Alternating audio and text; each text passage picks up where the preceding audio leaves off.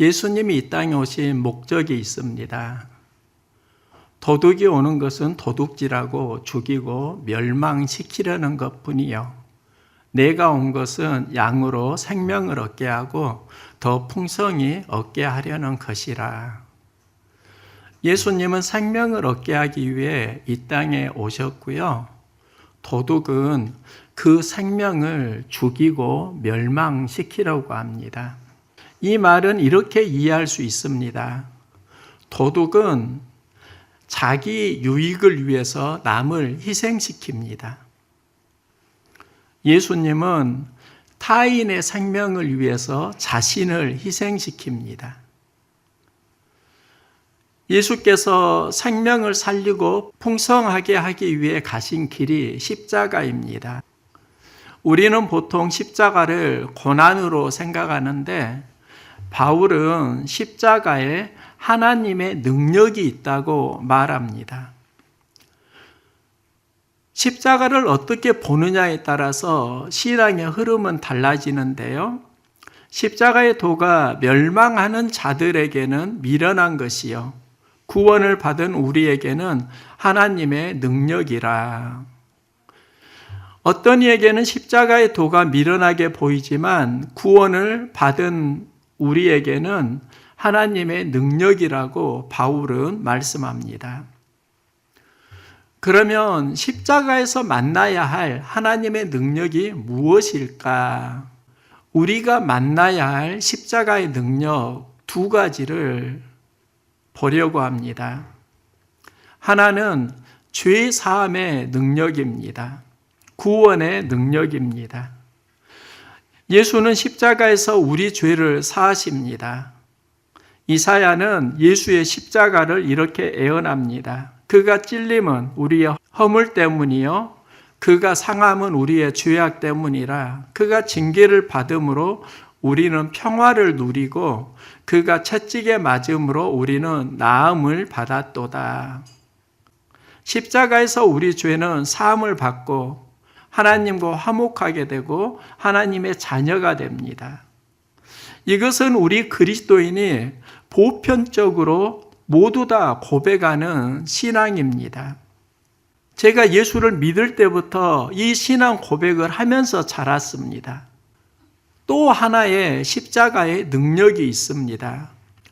예수님은 죽으실 때 성소 휘장이 찢어집니다. 이 사건이 마태, 마가, 누가, 공관복음에 모두 다 기록됩니다. 성소 휘장이 위로부터 아래까지 찢어져 둘이 되고 땅이 진동하며 바위가 터지고, 마태복음의 기록이고요. 마가복음에는 성소 휘장이 위로부터 아래까지 찢어져 둘이 되니라. 누가복음 23장에도 성소 휘장이 한가운데가 찢어지더라. 성소 휘장이 찢어진 이 사건을 히브리 기자는 이렇게 말합니다. 그러므로 형제들아, 우리가 예수의 피를 힘입어 성소에 들어갈 담력을 얻었나니 그 휘장은 곧 그의 육체니라. 예수의 피를 힘입어 성소에 들어갈 담력을 얻었다. 여기서 말하는 성소는 지성소를 말합니다. 예수께서 십자가에서 행하신 두 가지 능력이 있는데, 하나는 구원의 능력이고 다른 하나는 지성소에 나아가는 예배 회복의 능력입니다. 지성소가 중요한 이유가 있습니다.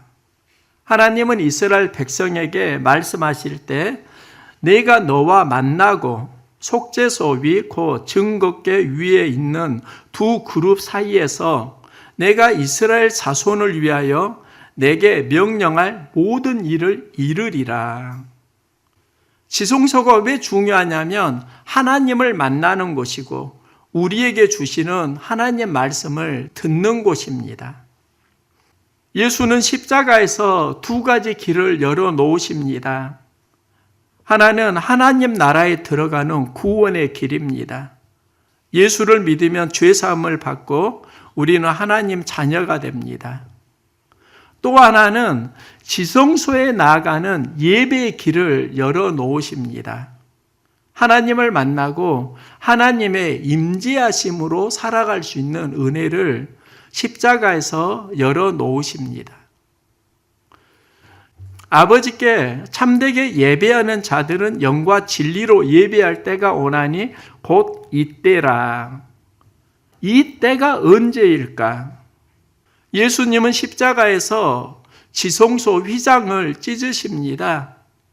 대제사장만 1년에 한 번 들어갈 수 있는 그곳에 예수를 믿는 모든 사람이 지성소에 들어가서 영과 진리로 예배할 수 있도록 십자가에서 길을 열어 놓으셨습니다.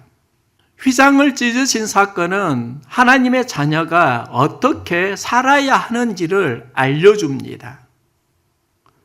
하나님은 이스라엘 백성을 애굽에서 이끌어내실 때 이스라엘 내 백성을 보내라. 하나님은 이스라엘은 내 백성이라고 애굽왕 바로에게 선포합니다. 애굽왕 바로가 이스라엘을 보내지 않은 이유는 이스라엘은 내 노예이고 내 종이라는 생각 때문입니다. 이 마음이 강파감입니다. 하나님의 주권을 인정하지 않고 바로 왕은 장자를 잃게 됩니다. 하나님은 이스라엘 백성을 택하시고 애굽에서 이끌어내시는데요. 첫 번째는 이스라엘은 내 백성이기 때문입니다. 그리고 다른 하나는 예배하게 하라입니다. 하나님은 이스라엘 백성을 택하시고 그들을 예배하는 백성으로 삼으십니다. 이스라엘이 출애굽에서 광야로 나오고 광야에서 성막을 세우는데 이 성막은 오늘날 교회라고 할 수 있습니다. 이스라엘 백성이 광야에서 40년 동안 받은 훈련이 무엇인가? 성막에서 예배하는 훈련입니다. 광야에서 하나님의 백성으로 살아가기 위해 40년 동안 훈련을 받는데 그 훈련을 한마디로 말하면 어떻게 우리는 예배자로 하나님의 백성으로 살아갈 것인가? 이 훈련입니다. 성막을 보면 예배의 단계가 나오는데요.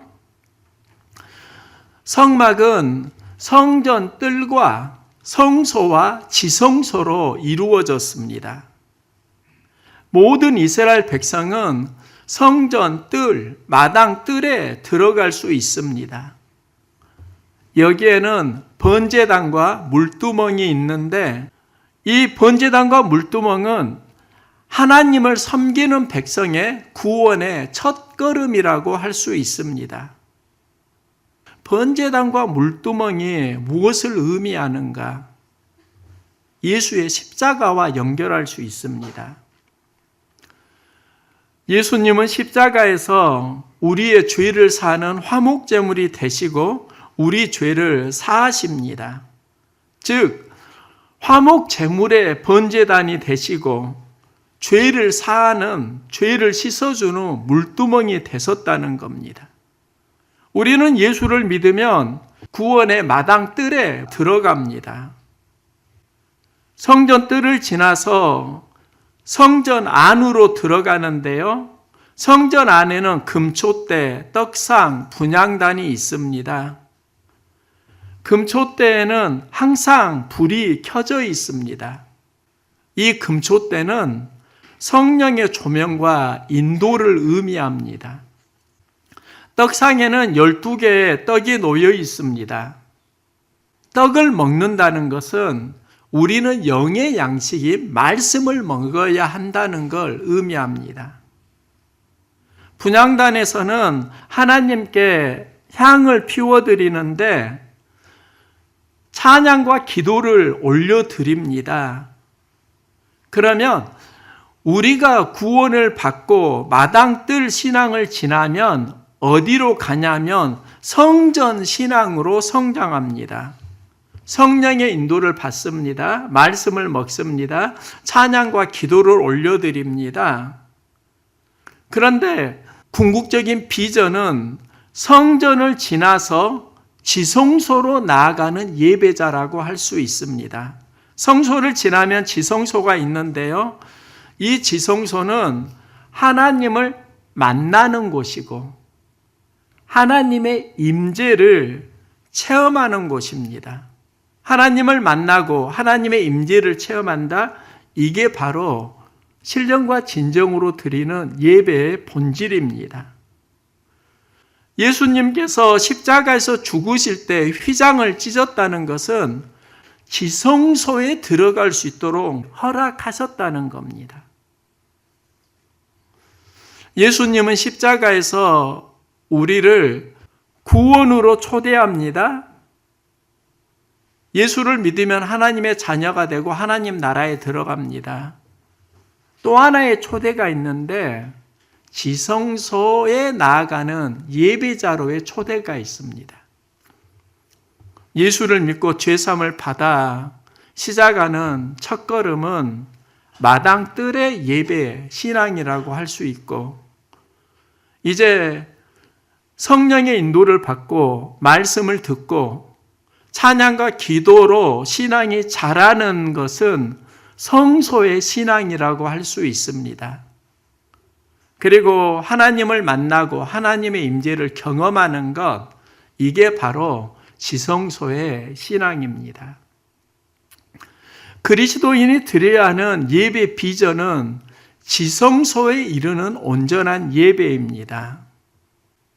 지성소에는 하나님의 언약궤가 있습니다. 그 언약궤 안에는 세 가지 하나님의 메시지가 있는데요.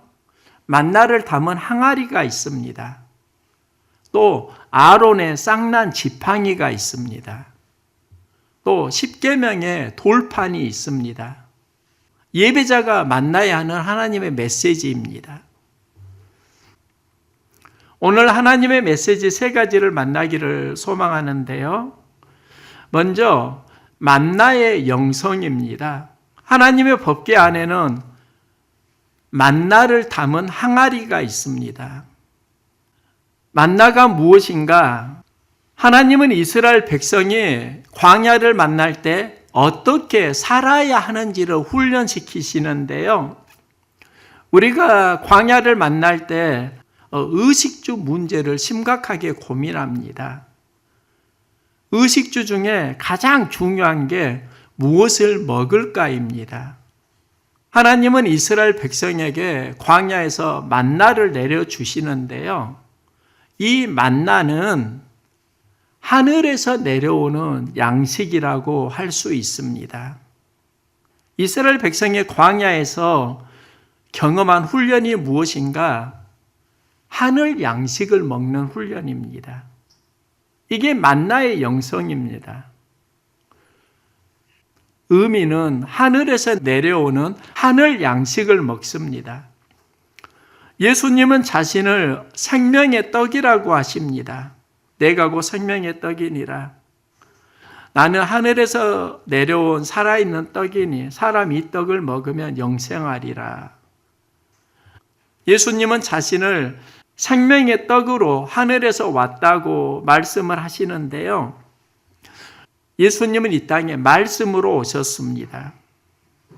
지성소에 들어간다는 것은 우리가 말씀을 사모하고 말씀을 받아 먹는 예배를 드린다는 겁니다.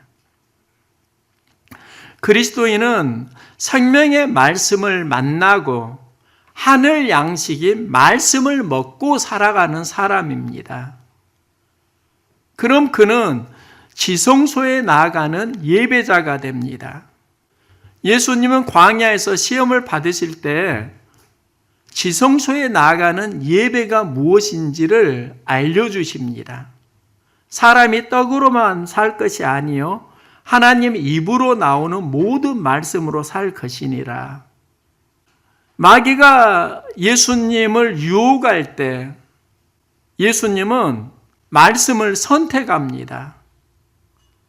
마귀와 예수님의 갈등은 무엇인가 하면 마귀는 어떻게든지 지성소에 이르는 예배를 막으려고 유혹합니다. 나에게 절하면 세상의 부귀영화를 주겠다. 성전 꼭대기에서 뛰어내려라. 그러면 천사가 받쳐주고 다치지 않으니까 사람들이 너를 신처럼 섬길 것이다. 그게 지성소에 이르는 예배의 길을 방해하는 유혹들입니다. 예수님은 그 유혹을 단호하게 거절하시고 하나님 말씀을 선택합니다. 그 말씀이 지성소에 이르는 예배자의 힘입니다. 십자가 사역을 하실 때도 예수님은 지성소 예배의 본질을 보여주십니다. 내 원대로 마옵시고 아버지 원대로 하옵소서. 내 뜻이 아니라 하나님의 뜻을 구하는 것, 이게 바로 지성소로 나아가는 예배입니다. 내 뜻으로 사는 삶이 있고 하나님 말씀으로 사는 삶이 있습니다. 말씀이 나를 인도할 때 우리는 지성소에 나가는 예배자의 삶을 살아갑니다. 그 힘을 우리가 어디에서 경험하는가? 그 은혜를 우리가 어떻게 경험하는가? 예수 그리스도의 십자가 보혈에서 경험하는 겁니다. 하나님의 언약궤 안에는 아론의 쌍난 지팡이가 있습니다. 지성소에 나가는 예배자는 아론의 쌍난 지팡이의 메시지를 만나는데요. 이스라엘 백성이 광야에서 성막을 짓고 예배할 때 그곳에는 섬기는 많은 사람들이 있습니다. 제사장은 예배를 인도하고 수많은 사람들이 성막에서 돕는 사역을 합니다. 이때 성막을 돕는 사역을 했던 사람들이 고라, 다단, 아비람, 온입니다. 일을 하는 과정에 불평이 나오고 원망이 나오고 이제 불평 원망하는 사람들과 함께 당을 짓습니다. 이렇게 모인 250명이 모세와 아론에게 가서 너희가 분수에 지나도다 회중이 다 각각 거룩한데 어찌하여 여호와의 총회 위에 스스로 높이느냐. 우리는 성전에서 허드렛 일만 하는데 너희는 보기 좋은 일만 하면 되겠느냐? 그러면서 우리도 분향을 하게 해라 이런 말을 합니다. 즉 허드렛 일만 시키지 말라는 이야기입니다. 영광 받을 수 있는 일도 하게 해달라는 말입니다. 모세는 그들에게 말합니다. 성소에서 봉사하는 것은 모두에게 큰 은혜인데 왜 그것을 허드렛 일이라고 생각하느냐? 그리고 주어진 일에 불평하고 왜 제사장이 하는 분향을 너희들이 하려고 하느냐? 이 분향에는 영적인 의미가 있습니다.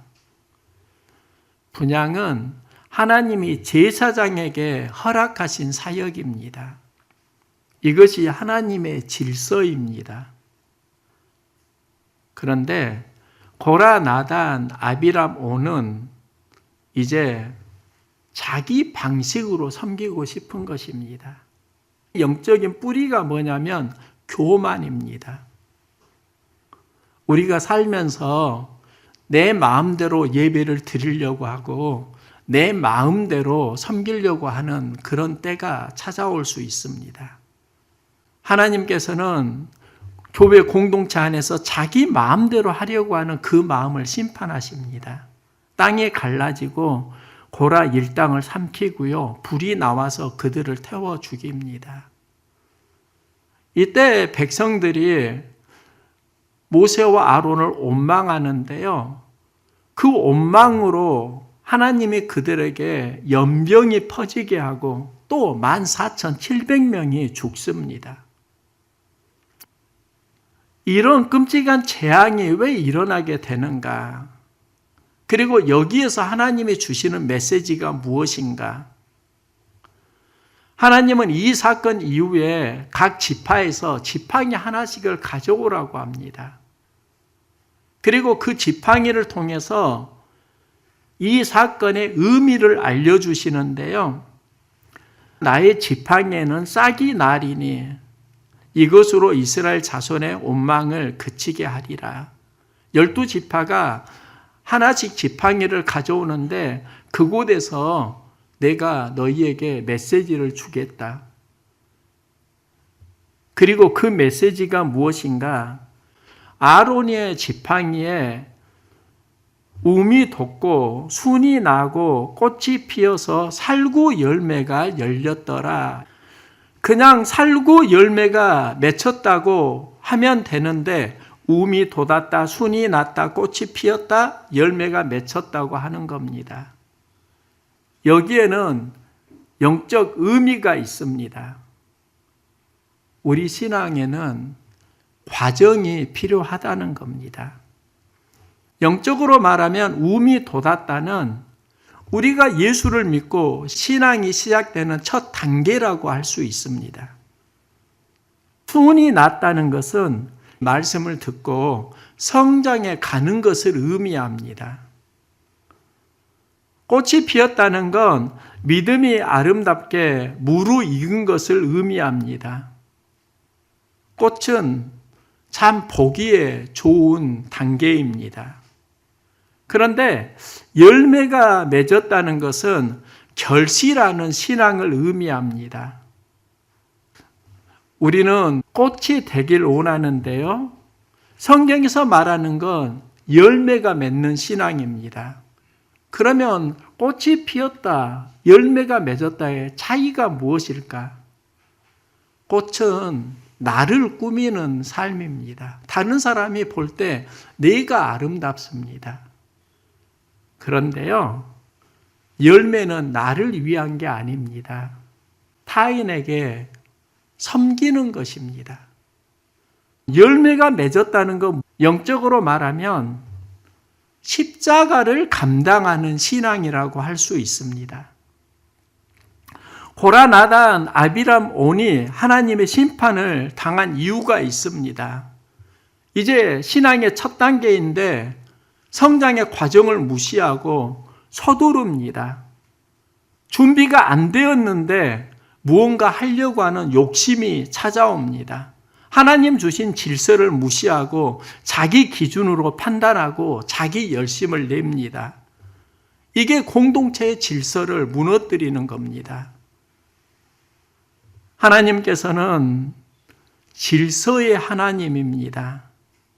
그리고 공동체 안에는 하나님 주시는 권위와 직분이 있습니다. 권위 주인은 경계해야 하지만 하나님 주시는 권위는 존중해 주어야 합니다. 이게 영적인 질서입니다. 지성소 예배자는 자기 마음대로 질서를 만들지 않습니다. 하나님의 질서를 존중하고 주어진 일에 감사하고 최선을 다합니다. 이게 바로 아론의 쌍난 지팡이의 메시지입니다. 그리고 하나님의 법궤 안에 십계명이 있습니다. 십계명은 우리가 어떻게 살아야 하는지를 알려줍니다. 지성소에 나가는 예배자는 하나님을 사랑하고 이웃을 사랑합니다. 예수님은 이 땅에 오신 목적을 율법을 폐하러 온 줄로 생각하지 말라, 완전하게 하려 함이라. 그리고 율법이 어떻게 완성되는지를 예수님은 삶으로 보여주시는데요. 하나님이 세상을 이처럼 사랑하사 독생자를 주셨으니 이는 그를 믿는 자마다 멸망하지 않고 영생을 얻게 하려 하심이라. 하나님이 인류 구원의 사역을 시작하실 때 사역의 동기가 출발이 사랑입니다. 예수님은 제자들을 사랑하시되 끝까지 사랑하셨습니다. 그리고 우리가 아직 죄인 되었을 때 그리스도께서 우리를 위하여 죽으심으로 하나님께서 우리에게 대한 자기의 사랑을 확증하셨느니라. 예수님은 십자가에서 하나님 사랑, 이웃 사랑을 확증하십니다. 율법이 말하는 하나님 사랑, 이웃 사랑을 십자가에서 완성하셨다는 겁니다. 히브리 기자는 예수님이 십자가에서 이루신 사역을 이렇게 해석합니다. 형제들아, 우리가 예수의 피를 힘입어 성소에 들어갈 담력을 얻었으니 그 길은 휘장 가운데로 열어놓으신 새로운 살 길이라. 예수님이 십자가에서 새 길을 열어놓으셨는데 지성소로 나아가는 길을 이야기하고 있습니다. 우리가 예수 그리스도의 십자가 보혈을 통해서 무엇을 회복해야 하는가? 지성소로 나아가는 예배자의 삶을 회복하는 겁니다. 예수를 믿고 구원을 받았습니다. 하지만 은혜와 감격은 없고 죄 사함만 있습니다. 삶은 미지근합니다. 이것은 마당에 머무르는 예배라고 할 수 있습니다. 성령의 인도를 받고 말씀이 들려옵니다. 찬양을 하고 기도를 하면 마음이 뜨거워집니다. 은혜와 기쁨이 있습니다. 이게 바로 성소의 예배입니다. 하지만 성소의 예배에서 더 나아가야 되는 곳이 하나님을 만나는 체험의 예배입니다. 하나님의 임재를 경험하는 예배입니다. 지성소에 나가서 예배를 드리면 하나님을 만나고 하나님이 나에게 주시는 말씀을 듣습니다. 그 말씀으로 세상을 이기고 살아갈 힘과 용기를 얻습니다. 예수님이 삶의 정점에 십자가 사역을 하시는데 그 십자가 사역에 두 가지 맥락이 있습니다. 하나는 죄 사함입니다. 예수의 보혈로 우리의 죄는 사함을 받습니다. 죄 사함을 받고 하나님의 자녀로 하나님 나라에 들어갑니다. 그리고 또 하나는 하나님의 자녀는 무엇을 경험하는가? 성소에 들어갈 담력을 얻습니다. 마당뜰을 지나 성소로 들어가고 성소를 지나서 하나님의 임재를 경험하는 그곳에 들어가는 예배, 이게 바로 예수 그리스도께서 십자가에서 우리에게 주신 선물이고 지성소에 들어가는 예배자로 초대하시는 사건입니다. 우리의 삶이 예수 그리스도의 보혈로 죄사함을 받았습니다. 보혈을 힘입어서 하나님을 예배하는 지성소로 나아가는 예배자의 삶을 우리가 살아갈 수 있기를 소망합니다.